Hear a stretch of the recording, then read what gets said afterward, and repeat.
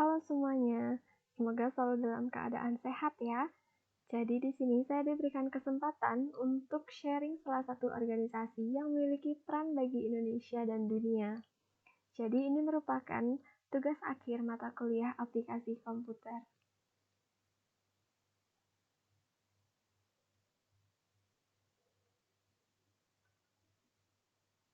Saya merupakan mahasiswa dari kampus Politeknik Negeri Bali.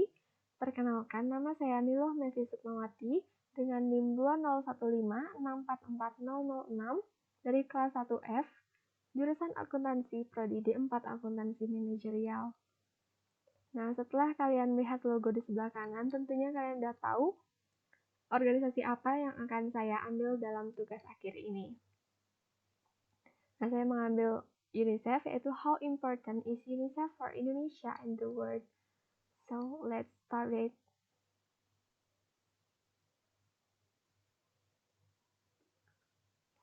Nah, UNICEF itu apa sih sebenarnya? Mungkin kalian pasti pernah dengar organisasi UNICEF ini ya. Tapi mungkin dari kalian tidak tahu apa sebenarnya peran serta tugas UNICEF ini. Nah, UNICEF merupakan singkatan dari United Nations Children's Fund, yang mana salah satu organisasi di bawah naungan PBB.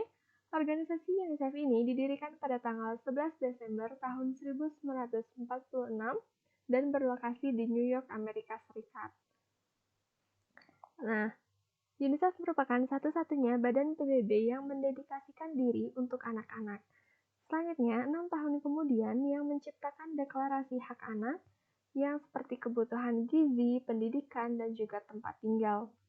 Mandat UNICEF pada dasarnya adalah sama seperti pada saat mandat itu diberikan, yaitu melindungi jiwa anak-anak dan meningkatkan pengembangannya. UNICEF memiliki visi untuk menciptakan sebuah dunia di mana setiap anak dapat tumbuh sehat, terlindungi dari bahaya, dan juga terdidik.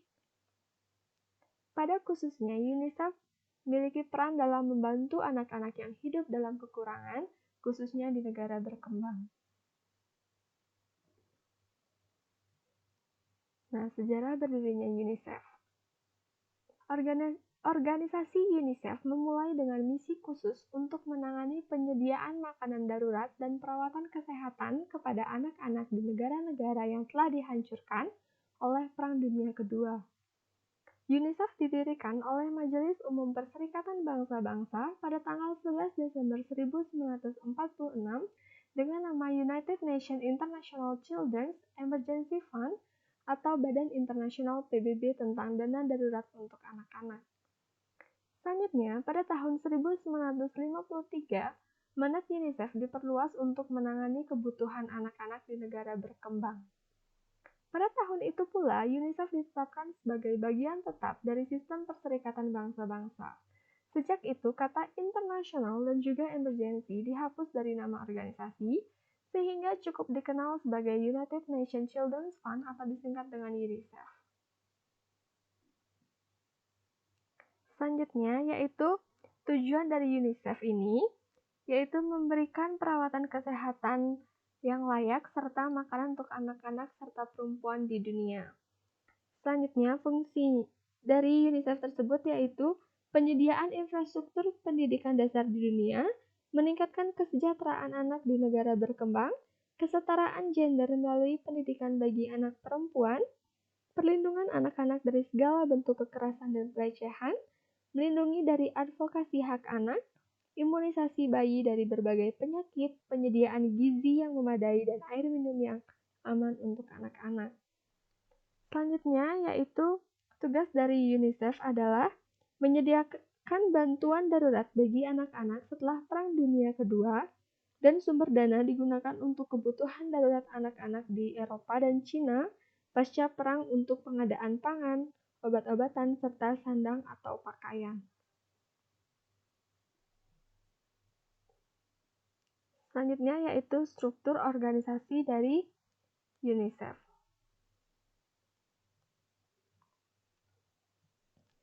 UNICEF adalah badan semi-otonom merupakan bagian integral dari PBB. Di dalam menjalankan tugas-tugasnya, UNICEF memiliki lembaga-lembaga administrasi dan sekretariat. UNICEF didirikan dengan sejumlah kantor yang meliputi kantor pusat,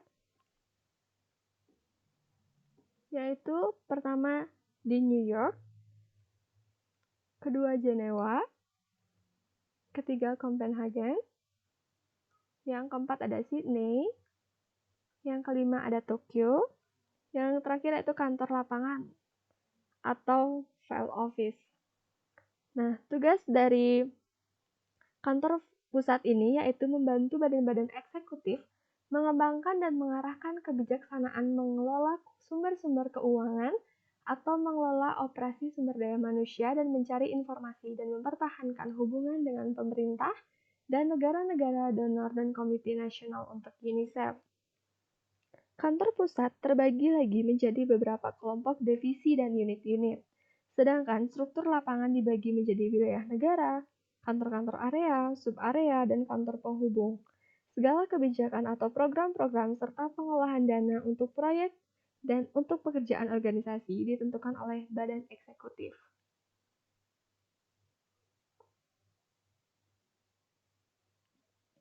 Nah, mengenai sumber dana UNICEF. Semua pendapatan UNICEF berasal dari sumbangan sukarela pemerintah, badan-badan antar pemerintah, lembaga-lembaga swadaya masyarakat, dan perorangan. Apabila dibagi, maka sumber dana dari UNICEF berasal dari sumber yakni sumber dana umum serta sumber dana khusus. Pendapatan UNICEF berasal dari sumbangan-sumbangan pemerintah, badan-badan antar pemerintah, lembaga-lembaga swadaya masyarakat, dan perorangan. Semua itu masuk ke dalam sumber-sumber dana umum. Tetapi selain sumber dana umum, perorangan, dan organisasi-organisasi di seluruh dunia juga merupakan sumber pendanaan khusus yang penting dan bagi UNICEF mereka merupakan nilai yang jauh lebih besar dari jumlah sumbangan yang mereka berikan. Selanjutnya, mitra kerja UNICEF. Yang pertama yaitu badan-badan Perserikatan Bangsa-Bangsa yaitu seperti UNRWA, UNESCO, WHO, FAO, UNEPA, dan lain-lainnya. Selanjutnya yang kedua yaitu negara-negara berkembang yang khususnya diberikan kepada program-program yang menguntungkan bagi anak-anak dari negara-negara yang paling kurang berkembang. Yang ketiga yaitu lembaga-lembaga swadaya masyarakat yang mana pada saat itu membantu dalam kejadian Palestina, yang mana lembaga swadaya masyarakat yang ikut berperang dalam membantu UNICEF memberikan bantuan kepada anak-anak korban yang perang di konflik Israel-Palestina, yaitu MPHSS, MOH, EAP, CPT, GVC, GCMHT, IRA, dan lain-lainnya. Yang keempat yaitu komite-komite nasional yang mana berkepentingan dengan peningkatan dukungan UNICEF dari segi keuangan melalui kegiatan-kegiatan pengumpulan dana dan penjualan kartu ucapan. Selain 4 hal ini, banyak juga entertainer dari public figure yang ikut terjun dalam UNICEF, yaitu seperti Choi Siwon Super Junior, Najamin NCT, Gigi Hadid, dan juga Indonesia seperti Nicholas Saputra. Nah, selanjutnya, bagaimana UNICEF di Indonesia? Pada awalnya, UNICEF membantu Indonesia pertama kali pada tahun 1948 saat itu terjadi situasi darurat yang memerlukan penanganan cepat akibat kekeringan hebat di Lombok. Kerjasama resmi antara UNICEF dan pemerintah Indonesia dijalin pertama kali pada tahun 1950. Pada November 1966, Menteri Luar Negeri Adam Malik menandatangani perjanjian kerjasama UNICEF dan pemerintah Indonesia sesudah Indonesia bergabung dengan PBB. Awalnya, fokus kerjasama menitik beratkan kelangsungan hidup anak-anak dan kemudian fokus berkembang pada masalah-masalah lain yang menguntungkan kedua belah pihak. Jadi, di sini saya mencantumkan salah satu video dari sumbernya dari YouTube, yang mana ini merupakan salah satu yang berperan dalam UNICEF di Indonesia.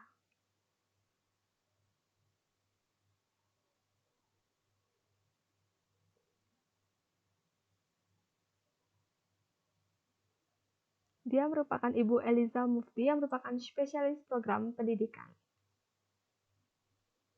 Pendidikan itu adalah satu kunci di mana kita bisa meraih apa yang kita harapkan untuk kedepannya. Yang selalu membuat saya semangat bekerja itu sebenarnya melihat bagaimana kemajuan anak-anak dalam membaca. Khususnya memang bidang pendidikan yang saya sedikit ini untuk membantu peningkatan kemampuan baca tulis anak-anak di kelas.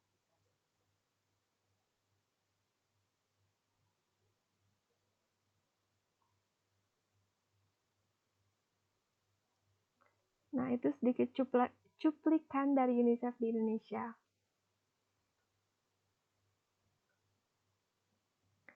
Selanjutnya yaitu kontribusi UNICEF dalam menjawab masalah sosial di Indonesia, yaitu memastikan kesejahteraan ibu dan anak. Yang pertama, menurunkan angka stunting. Stunting merupakan masalah gizi kronis yang disebabkan oleh asupan gizi yang kurang dalam waktu lama. Jadi stunting ini merupakan salah satu isu yang menjadi fokus utama UNICEF. Yang kedua yaitu menurunkan angka kematian ibu melahirkan. Karena dengan adanya hal tersebut itu akan mempengaruhi bagaimana anak itu akan tumbuh dan berkembang. Selanjutnya yang ketiga yaitu fokus pada pertumbuhan dan perkembangan anak, yang mana seperti kita tahu bahwa anak menjadi generasi bangsa selanjutnya. Nah, di sini saya mendapatkan artikel yaitu yang pertama, Indonesia berada di peringkat 5 dalam hal stunting sedunia. Sekitar 37% balita di Indonesia relatif lebih pendek dibanding anak lain seusianya. Selanjutnya, 1 dari 3 anak balita di Indonesia terhambat pertumbuhannya. Dampak dari stunting ini adalah kesakitan dan kematian anak meningkat, kemampuan kognitif dan kualitas akademik menurun, produktivitas menurun, resiko kegemukan lebih besar di masa dewasa, dan rentan terjangkit penyakit tidak menular seperti diabetes, jantung, pembuluh darah, kanker, dan juga stroke.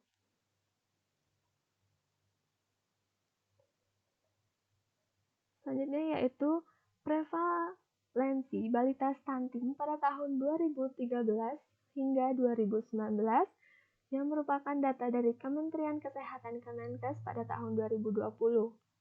Nah, kita bisa lihat pada tahun 2013, stunting mencapai angka 37,2%, tetapi pada tahun 2014 itu mengalami penurunan sampai 28,9%, tetapi pada tahun 2015 itu mengalami kenaikan 0,1% yaitu menjadi 29%. Sedangkan pada tahun 2016 itu mengalami penurunan sehingga mencapai pada angka 27,5%. Tetapi pada tahun 2017 mengalami kenaikan lagi sehingga mencapai angka 29,6%. Dan tahun 2018 mengalami kenaikan juga sehingga mencapai angka 30,8%. Tapi pada tahun 2019 yaitu mengalami penurunan hingga mencapai angka 27,7%. Selanjutnya, dampak jangka panjang stunting pada kehidupan anak. Yang pertama yaitu tinggi badan tidak sesuai usia, karena itu pengaruh dari masalah gizi yang tidak sesuai dengan aturan. Kedua yaitu potensi pendidikan yang cenderung terbatas, karena dengan kurangan gizi yaitu stunting tersebut maka tentunya itu akan mempengaruhi bagaimana proses belajar anak tersebut. Selanjutnya yaitu peluang hidup dalam siklus kemiskinan, karena dengan pendidikan yang cenderung terbatas serta adanya kekurangan mungkin anak itu akan mengalami siklus seperti itu. Selanjutnya itu potensi kesempatan kerja yang terbatas, yaitu karena disebabkan oleh masalah-masalah tadi yang sudah dijelaskan di atas. Selanjutnya itu dapat mewariskan kekurangan gizi kepada anak-anaknya kelak, yang tentunya ini adalah menjadi masalah yang besar karena itu akan mempengaruhi generasi-generasi selanjutnya.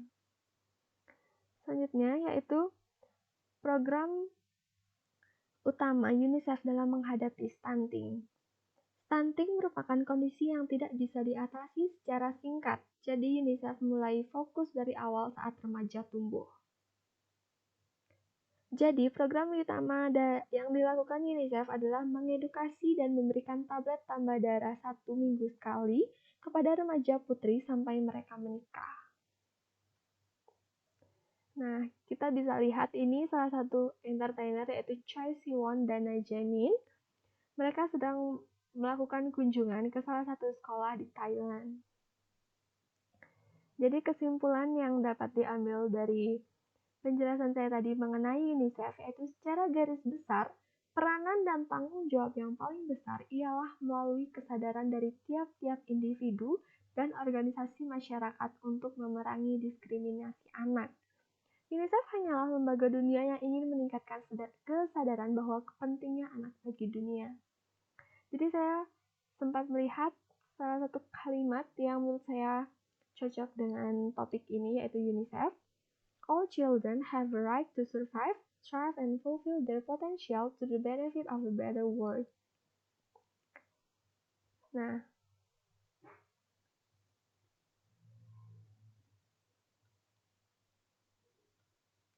jadi sekian yang dapat saya sampaikan mengenai how important is UNICEF for Indonesia and the world. Jadi, kalian bisa belajar dari apa yang saya jelaskan tadi. Dan saya sangat berterima kasih atas kesediaan kalian mendengarkan sharing saya tersebut. Jadi saya minta maaf atas kesalahan kata ataupun ucapan yang disengaja maupun tidak disengaja. Baik, semoga ilmu yang saya sampaikan dapat bermanfaat bagi kita dan bagi dunia. Terima kasih.